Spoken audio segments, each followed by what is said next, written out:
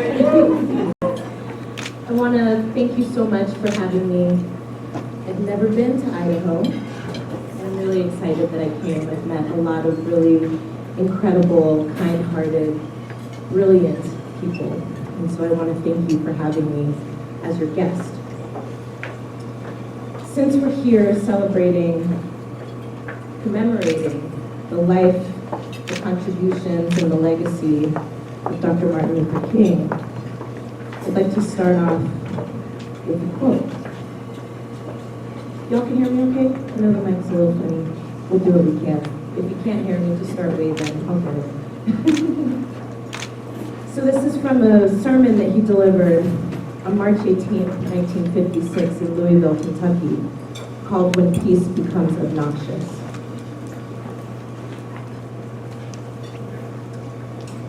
So he says,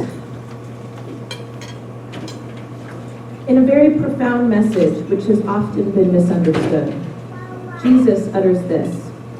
He says, "Think not that I am coming to bring peace. I come not to bring peace but a sword." Certainly he's not saying that he comes not to bring peace in the higher sense. What he is saying is, I come not to bring this peace of escapism, this peace that fails to confront the real issues of life, the peace that makes for a stagnant complacency. Then he says, I come to bring a sword, not a physical sword. Whenever I come, a conflict is precipitated between the old and the new, between justice and injustice, between the forces of light and the forces of darkness. I come to declare war over injustice. I come to declare war on evil. Peace is not merely the absence of some negative force, war, tension, confusion, but it is the presence of some positive force, justice, goodwill, the power of the kingdom of God. I had a long talk with a man the other day about this bus situation. You remember this bus situation, right? That lasted for 384 days. This bus situation. He discussed the peace being destroyed in the community, the destroying of good race relations. I agree that it is more tense now. But peace is not merely the absence of this tension, but the presence of justice. And even if we didn't have this tension, we still wouldn't have positive peace. Yes, it is true that if the Negro accepts his place, accepts exploitation and injustice, there will be peace. But it would be a peace boiled down to a stagnant complacency, deadening passivity. And if peace means this, I don't want peace. If peace means accepting second-class citizenship, I don't want it. If peace means keeping my mouth shut in the midst of injustice and evil, I don't want it. If peace means being complacently adjusted to a deadening status quo, I don't want peace. If peace means a willingness to be exploited economically, dominated politically, humiliated and segregated, I don't want peace. So in a passive, nonviolent manner, we must revolt against this peace. Jesus says in substance, I will not be content until justice, goodwill, brotherhood, love, yes, the kingdom of God are established upon the earth. This is real peace, a peace embodied with the presence of positive good, the inner peace that comes as a result of doing God's will.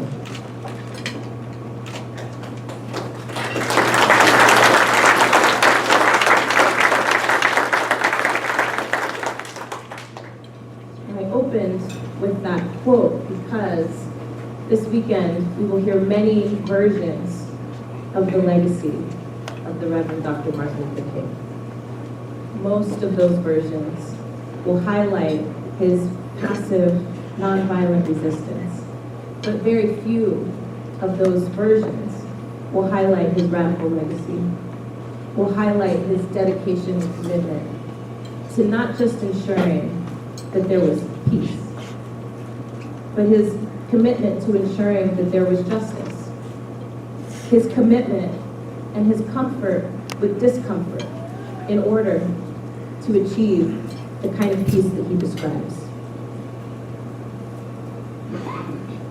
When I talk about the revision of history, that doesn't just happen with Dr. King's legacy. It also happens with this movement. I had an opportunity yesterday to speak at the university, and I talked a little bit about some of the myths that are attached to this movement. And I'm sure you've heard many of them.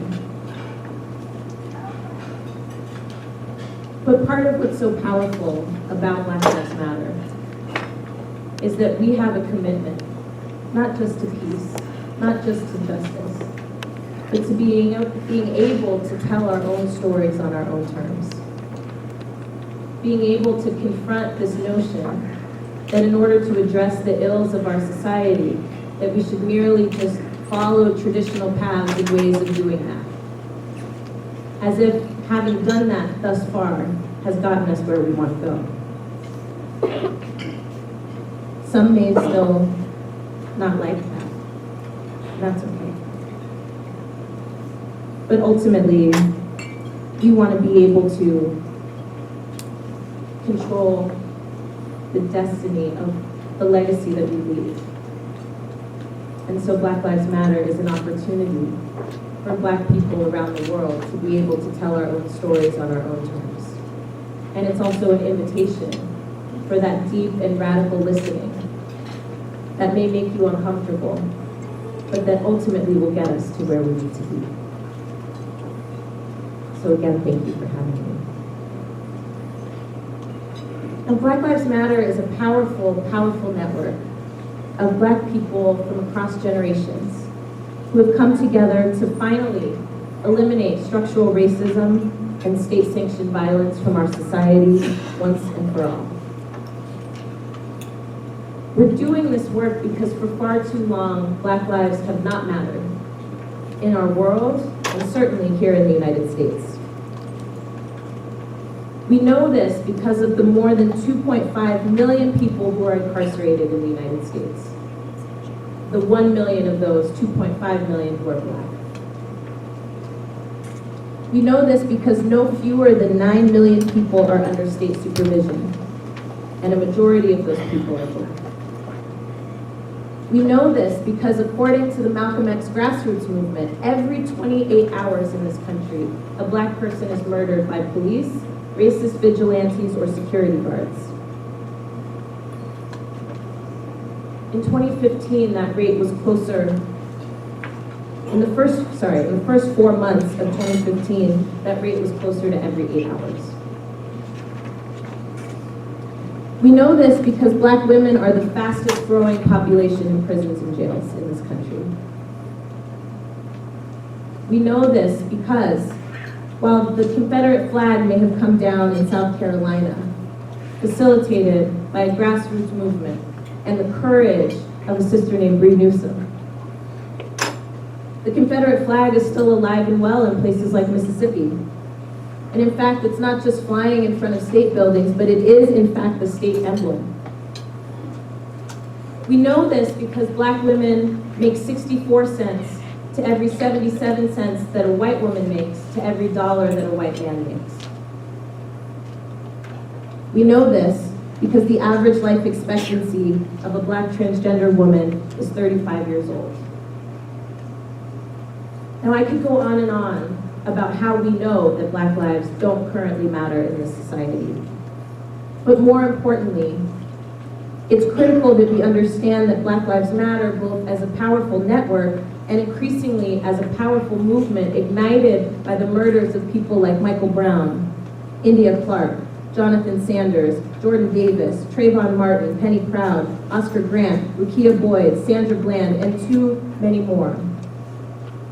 We know that their deaths and this movement is about much more than police terror and police violence. It is about our fundamental right as Black people to live with dignity and respect, the same rights that have been afforded to so many others for so long. Now, often when we talk about Black Lives Matter, we talk about the inception of it as a hashtag. But Black Lives Matter began as a love letter to Black people after George Zimmerman was acquitted in the murder of Trayvon Martin. It was a love letter to Black people in a moment where we were told that our lives don't matter. In a moment where we were told that we can be killed extrajudicially and no one would be held accountable. In a moment when we were told that it was okay to kill a 17-year-old child, wielding only Skittles and an iced tea. Black Lives Matter began as a love letter,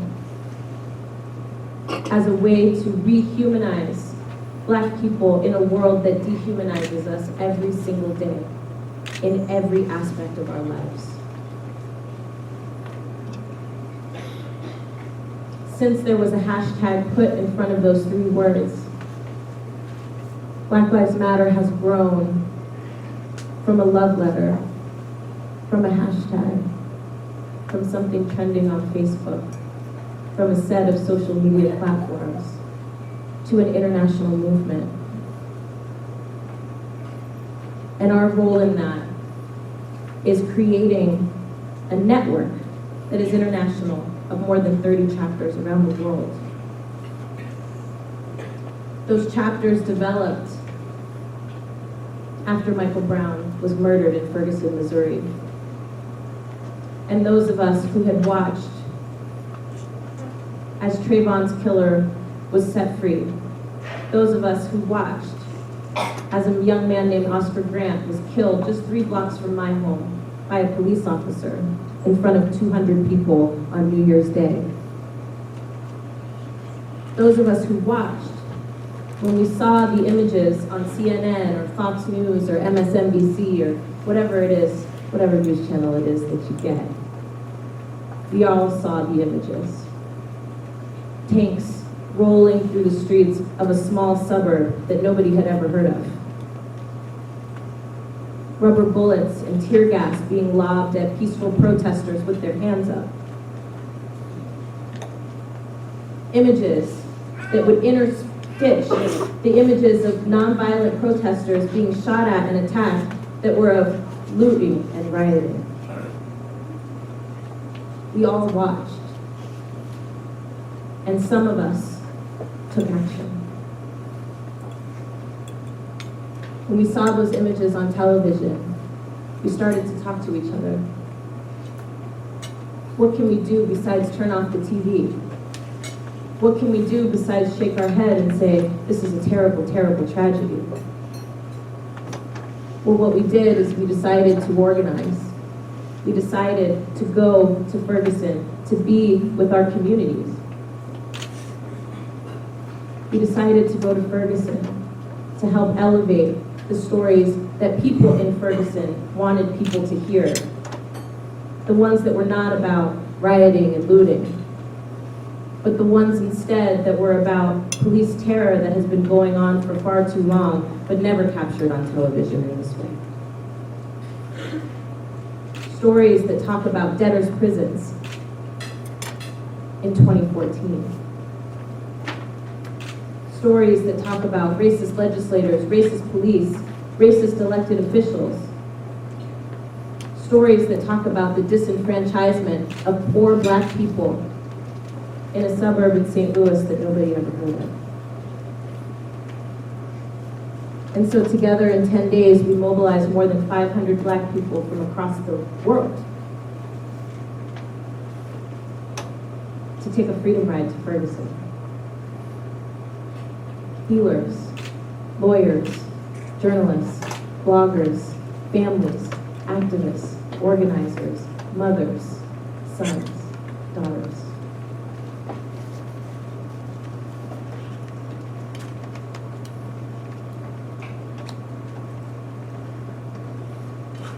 We helped to build a platform for young people who are on the front lines, being told to go home by their faith leadership, being told to wait for justice by their elected officials.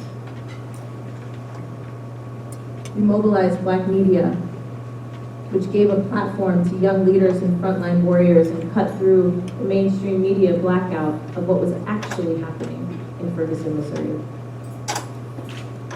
Those people from 15 different cities across the world self-organized with people that they didn't know, linked only by a commitment that we would not be terrorized any longer. While we were there in St. Louis, we did work. We didn't do interviews. We helped door knock in the district attorney's neighborhood. The district attorney that didn't want to convene a grand jury around Darren Wilson. The district attorney whose father had been killed by a black person, and so that district attorney had never actually prosecuted any officer who killed a black person. The district attorney who refused to recuse himself. We door knocked in his neighborhood. We talked to his neighbors. We installed art on their lawns, images of hands up, so that nobody could just turn off the television, so that no one could just close the door.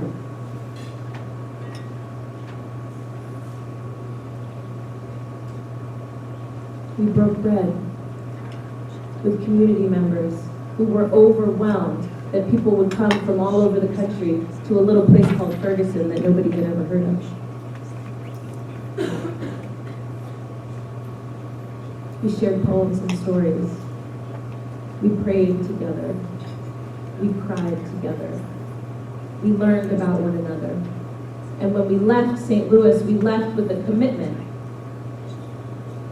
that that was not going to be the end. A commitment that we weren't there on a field trip or what some call disaster tourism. We left there with a commitment that everything that was happening in Ferguson was also happening in our own communities. And so we didn't have to just go to St. Louis to feel better about ourselves, that we could feel better about ourselves by doing work in our own communities to make sure that Black Lives Matter. And so those people who organized in 15 cities around the world decided that they wanted to continue to organize together. And that is the genesis of our network.